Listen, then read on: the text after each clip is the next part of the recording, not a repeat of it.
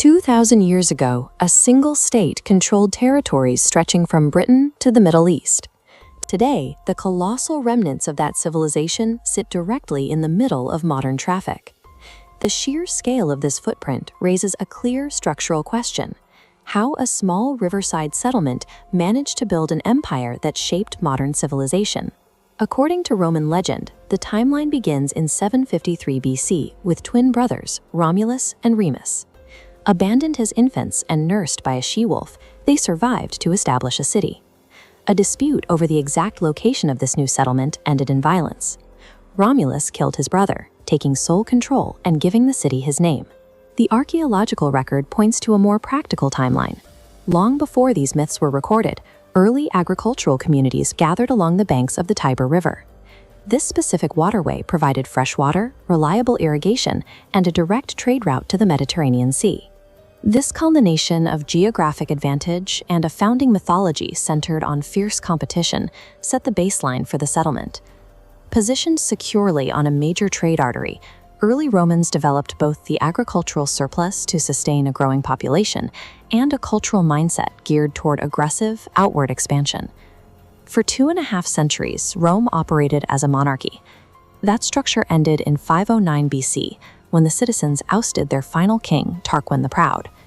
In place of a single ruler, they built a new political system centered in the Roman Forum. Governance shifted to the Senate, a powerful council comprised of wealthy citizens and elected officials, marking the birth of the Roman Republic.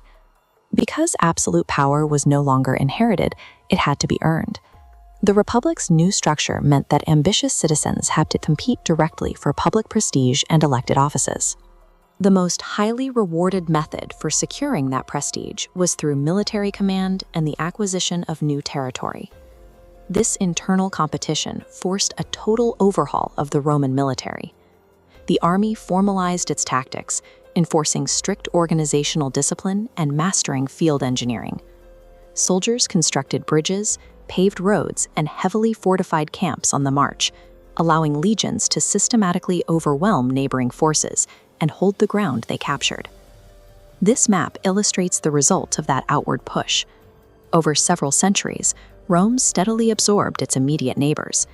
Legions projected power north toward the Alps and south toward the Mediterranean, eventually bringing the entire Italian peninsula under direct Roman control.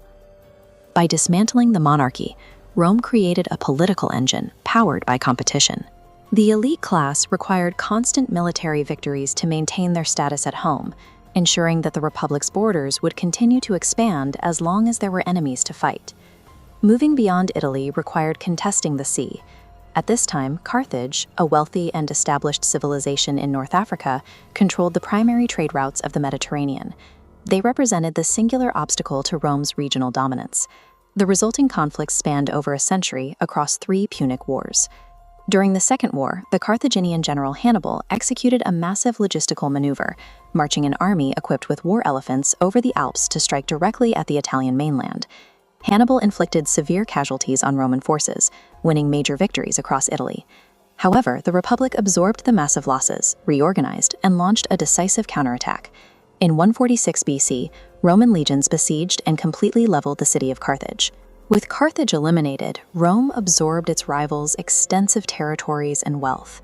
This victory established Rome as a multi-continental power, holding vast territories in North Africa and Spain, and developing an economic reliance on conquered lands that demanded continuous external conquest. The immense wealth flowing in from these new provinces began to break the Republic. Riches acquired abroad concentrated at the top, inflating political corruption and creating severe economic inequality. The political systems designed to govern a single city-state were failing under the weight of an expanding multi-continental territory. This instability allowed military commanders to build personal power bases that rivaled the state itself. Julius Caesar led a massive campaign through Gaul, adding vast new territories to the Republic, while securing absolute loyalty from his legions and immense popularity among the public. In 49 BC, Caesar marched those loyal troops across the Rubicon River, initiating a civil war. After defeating his political rivals, he claimed the title of dictator and forced through sweeping administrative and tax reforms. Fearing he would permanently reinstate a monarchy, a group of senators assassinated him inside the Senate on the Ides of March in 44 BC. The assassination triggered another prolonged civil war. Caesar's adopted son, Octavian, methodically defeated all competing factions. In 27 BC, the Senate granted him the title Augustus. He maintained the outward appearance of the old republic, but centralized actual power in himself, becoming Rome's first emperor. Managing millions of subjects across 3 continents required rapid, centralized decision-making that a divided Senate could no longer provide. Absolute rule was the logistical solution to the republic's massive scale. The rise of Augustus initiated the Pax Romana. For nearly 200 years, internal civil wars ceased. The state shifted its focus towards stabilizing its borders, maximizing trade, and integrating the vast territories it had acquired over the previous centuries. To bind these provinces together, Roman engineers laid down over 250,000 miles of paved roads. This network cut through difficult terrain, allowing military legions, merchants, and state messengers to traverse the empire efficiently. Cities required equally massive infrastructure to support high-density populations. Engineers constructed enormous stone aqueducts to channel fresh water from distant mountain springs directly into urban centers, feeding large public baths, marketplaces, and heavily populated residential districts. These engineering projects were highly calculated geopolitical tools. By standardizing transit, delivering resources, and building public entertainment venues like the Colosseum, Rome economically and physically locked distant conquered provinces into the central imperial system. This map shows the Roman Empire at its absolute geographic maximum. Under Emperor Trajan, the borders expanded to encompass Dacia and parts of the Middle East, effectively uniting the entire Mediterranean basin under a single authority. Successive rulers recognized this vast perimeter was becoming indefensible.